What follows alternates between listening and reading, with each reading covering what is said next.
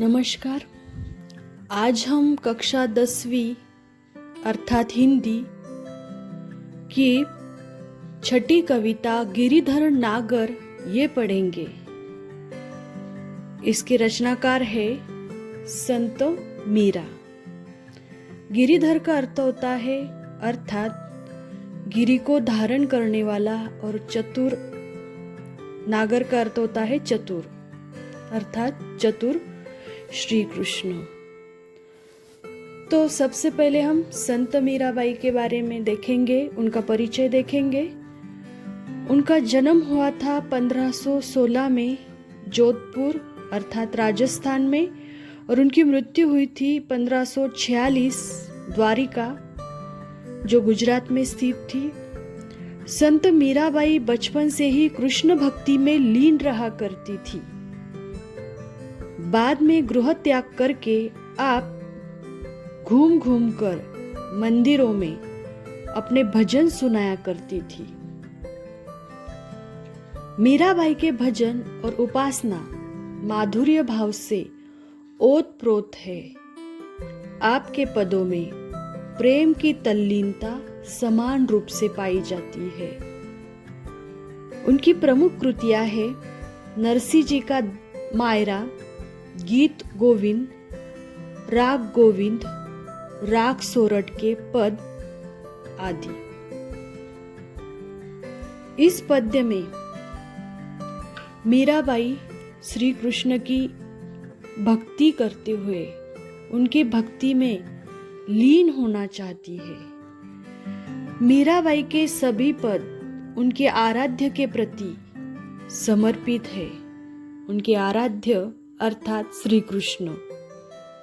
आपके पदों का मुख्य स्वर भगवत प्रेम ही है। प्रस्तुत पदों में आपकी उत्सुकता, मिलन, आशा, प्रतीक्षा के भाव सभी अनुपम है। तो इस कविता में संत मीरा उन्होंने उनकी भक्ति दिखाई है। तो कविता देखेंगे हम।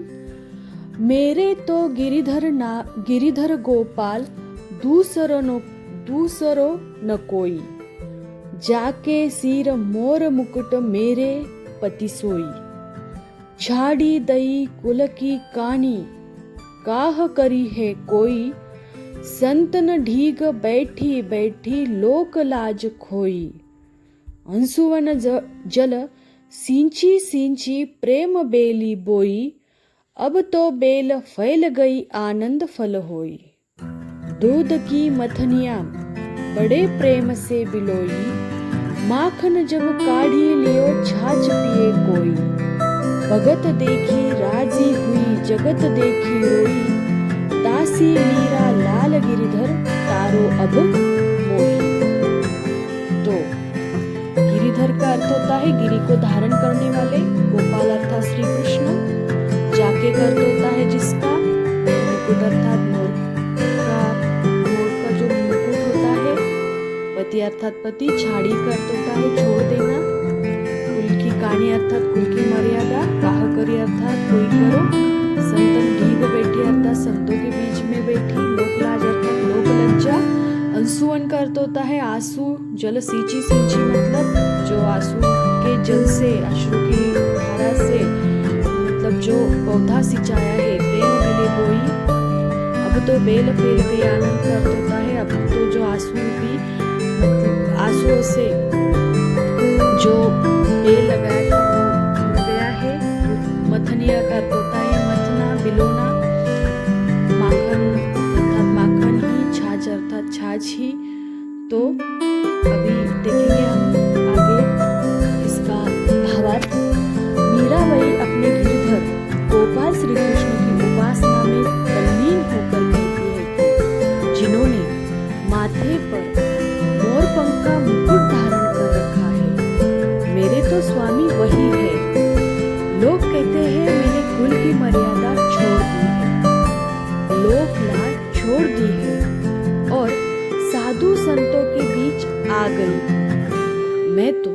अपने स्वामी की भक्ति में डूबकर आनंद की अनुभूति कर रही हूँ। जिस तरह दूध को भिगोकर मक्खन निकाल लिया जाता है, उसी तरह स्वामी की भक्ति में मन को भिगोकर उनकी छवि का मक्खन मैंने पा लिया है।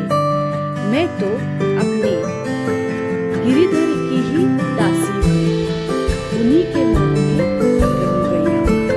तो इस पद का यह अर्थ है। दूसरा पद देखेंगे।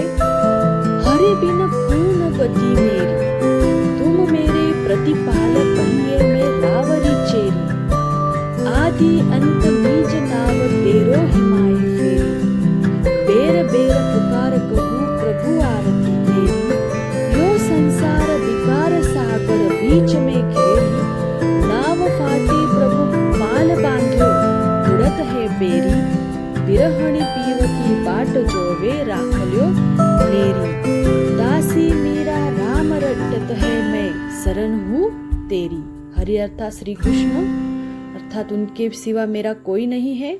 मेरे प्रतिपाल अर्थात संरक्षक हो तुम। रावरी चेरी मतलब तुम्हारी दासी हूँ। आदि अंत मतलब शुरुआत से अंत तक। हिमाय अर्थात तुम्हारे आसपास। बेर बेर का अर्थ होता है बार बार। आरती का अर्थ होता है आरती ही। संसार विकार सागर अर्थात ये जो विश्व है ये विकार का सागर है। और नाव फाटी प्रभु पाल बांधो, जो नाव का पाल होता है वो। विरहणी का अर्थ होता है विरहणी। पीव का अर्थ होता है प्रेम। जोवे मतलब देखना। राखलियो नेरी मतलब पास में रखो। राम रटत अर्थ श्री कृष्ण की जो धुन है वो रटती जा रही है। तो इस पद्यांश का भावार्थ देखेंगे। हे प्रभु, तुम्हारे बिना मेरा उद्धार कहाँ। तुम ही तो मेरे पालनहार हो, तुम ही तो मेरे रक्षक हो। मैं तुम्हारी दासी हूँ। मेरा जन्म मरण तुम्हारे नाम के चारों ओर आरती की तरह घूमता रहा है। मैं तुम्हें बार बार पुकार कर उद्धार के लिए विनय करती रहती हूँ। विकारों से भरा यह संसार भवसागर में घिर गया है। मेरी नाव के पाल फट गए हैं। नाव डूबने में समय नहीं लगेगा। हे प्रभु, नाव के पाल बांध दो। यह तुम्हारी विरहिणी तुम्हारी ही राह देख रही है। यह दासी मीरा तुम्हारे ही नाम की रट लगाए हुए है। तुम्हारी शरण में है। इसे बचाकर इसकी लाज रख लो। ऐसे संत मीरा का कहना है श्री कृष्ण को कि अभी तुम्हारे बिना मेरा कोई भी संरक्षक नहीं है। इस संसार रूपी सागर से तुम ही मुझे पार कर सकते हो। और मैं अपने प्रभु की वाट जोह रही हूँ, अर्थात रास्ता देख रही हूँ। और इसके कारण मैं तुम्हारा राम नाम रटत रही हूँ, अर्थात तुम्हारा ही स्मरण बार बार कर रही हूँ। और इसीलिए तुम मुझे बचाने के लिए अर्थात अपने समीप ले जाओ। यह दासी तुम्हारे ही नाम की रट लगाएगी। तुम्हारे शरण इसे अपना बनाओ और उसकी लाज राखो। आगे देखेंगे हम। फागुन के दिन चार होरी खेल मनारे। बिन कर ताल पखवाज बाजे। अनहद की झनकार रे। बीन सूर राग छतीसु गावे। रोम रोम रनकार रे। सील संतोख की केसर घोली। प्रेम प्रीत पिचकार रे। उड़त गुलाल लाल भयो अंबर। बरसत रंग अपार रे। घट के पट सब खोल दिए है। लोक लाज सब डार रे। मीरा के प्रभु गिरधर नागर। चरण कवल बलिहार रे। फागुन अर्थात फागुन ही है, अर्थात उस मास में बहुत अधिक त्योहार होते हैं। पखवाज अर्थात वाद्य। अनहद अर्थात आनंद। सूर राग छतीसु मतलब जो राग सुर है। और जो राग गाने लगते हैं तो रोम रोम मतलब झनकार होने लगती है रोम रोम में। संतोष अर्थात संतोष। और गुलाल भयो अर्थात जो रंग में गुलाल मतलब होली के समय गुलाल उड़ाते हैं वो। और चरण कवल अर्थात जो प्रभु के चरण है जो श्री कृष्ण के चरण है वो कवल के समान है, कमल के समान है, और बलिहार अर्थात निछावर कर देना। तो देखेंगे हम अर्थ क्या है इसका। भावार्थ, फागुन के 4 दिन होली खेलकर मनाओ। करताल और पखवाज जैसे वाद्यों के बिना केवल अनहद नाक की झनकार के साथ, बिना किसी राग रागिनी के अपने रोम रोम से श्रेष्ठ गीत गाओ। शील और संतोष की सीमाओं में पिचकारियों से स्नेह का रंग उड़ाओ। चारों ओर उड़ते गुलाल से पूरा आकाश लाल हो गया है, रंग ही रंग बरस रहा है। लोक लाज को त्याग कर घूंघट के पट खुल गए हैं। हे प्रभु गिरिधर नागर, आपके चरण कमलों पर आपकी यह दासी मीरा बलिहारी जाती है। तो मीराबाई कहती है कि फागुन के 4 दिन होली खेलकर मनाओ। बरसात और पखवाज जैसे वाद्यों के, करताल और पखवाज के वाद्यों के बिना के आनंद की झनकार ही नहीं है। किसी राग रागिनी रोम रोम की प्रभु की भक्ति के गीत गाओ और अपने जीवन में संतोष और प्रेम का रंग भर लो। चारों ओर उड़ते गुलाल से पूरा आकाश लाल हो गया है, वो दृश्य देखो और आनंद के समय आनंद ही लेना चाहिए। और आपकी ये दासी है। आपको कविता समझ में आई होगी। धन्यवाद।